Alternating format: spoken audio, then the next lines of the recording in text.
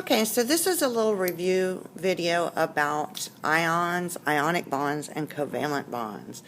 Alright, so as we discussed on Friday, we first wanted to know what is an ion. And we decided that an ion is an electrically charged atom. Well, what does that mean to be an electrically charged atom? Well, for the most part, we've been looking at neutral atoms. In other words, neutral atoms are when we look at the 8 number for the element and say, okay, protons and electrons are always equivalent, meaning however many positive charges you have in your nucleus are going to be equivalent to those negative charges in your electron cloud, and as they are equal, they basically cancel each other out and you end up with a neutrally charged atom. So having no net charge, in other words. Okay, and we also know that our valence electrons are the subatomic particle that is responsible for reactivity in atoms.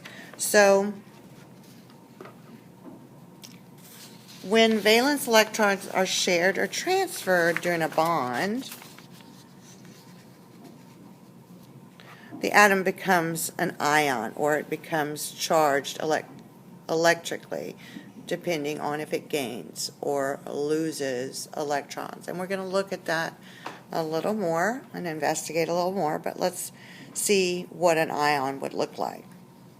So let's say you have regular old sodium, pure substance off the periodic table, and we know that its 8 number is 11, so protons are 11, electrons are 11. Now we also know that sodium is highly reactive because it's in group 1. It's going to try and find someone from group 17 to bond with and essentially become stable.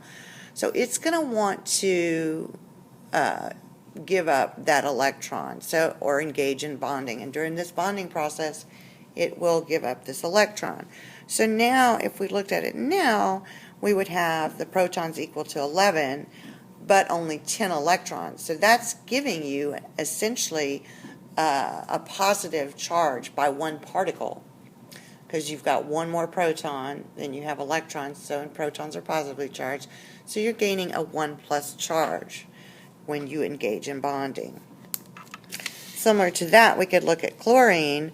Chlorine actually has a neutral atom of chlorine would have protons and electrons equal to 17, and when it engages in bonding with sodium, it's going to take on that electron that sodium's gladly giving up, and it becomes negatively charged because now chlorine has 17 protons in its nucleus but 18 electrons in its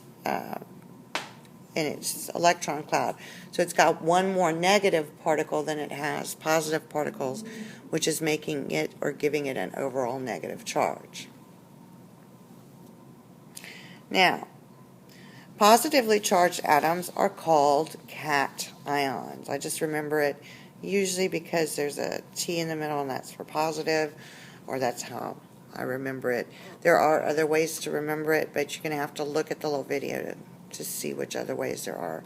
So that's one way. Anion is what we call a negatively charged ion.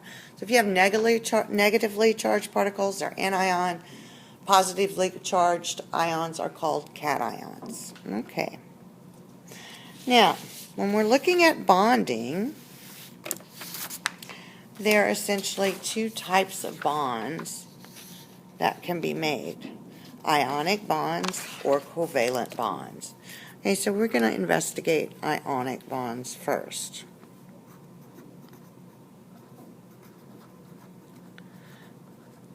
Ionic bonds will always occur between a metal and a nonmetal.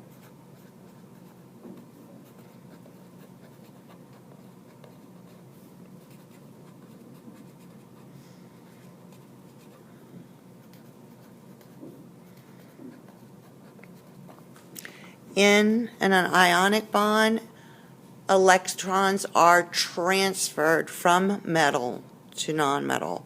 But the big one is electrons are transferred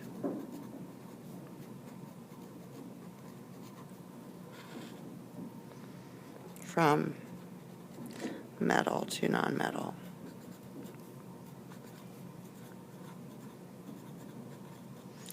So if we go back to our example of sodium in chlorine forming sodium chloride, so if you have sodium,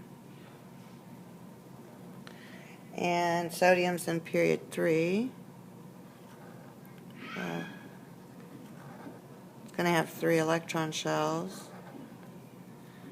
Chlorine is in period 3 as well, so chlorine is going to have 3 energy levels as well. 2, 3. Okay. So chlorine has the valence electrons of 7. Remember, valence electrons are what are engaged in bonding, so we just want to look at these. And sodium has 1. Let's give sodium a different color. Sodium's got 1. What's going to happen in this process? Sodium's going to actually take that 1 and pretty much give it to chlorine. So there's a total transfer of electrons.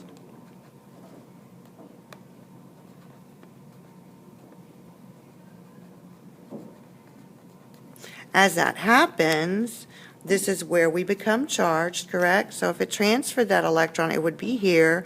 So now this one has an overall negative -1 minus charge.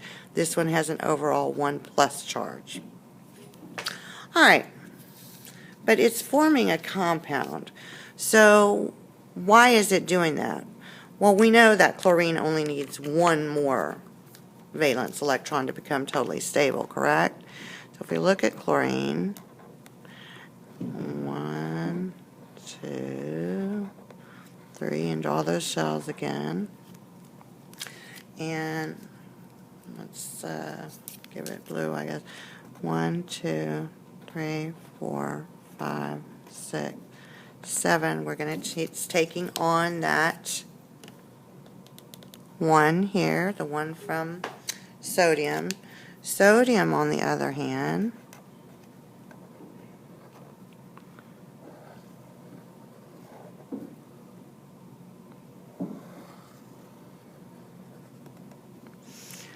sodium now, on the other hand, by transferring this over, right? This is where it went and transferred over.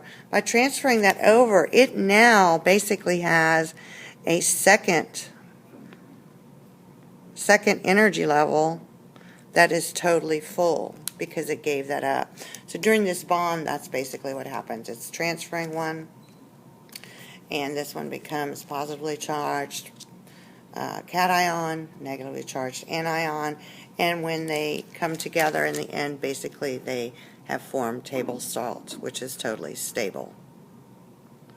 All right, now let's look at what happens during covalent bonds. So a covalent bond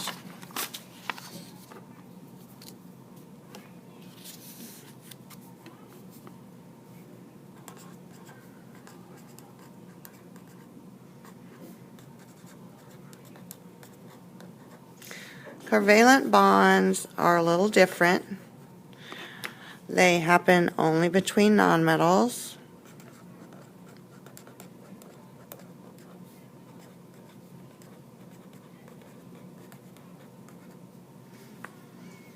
Okay, so the other one before was between a metal and a nonmetal. This one's only between 2 nonmetals.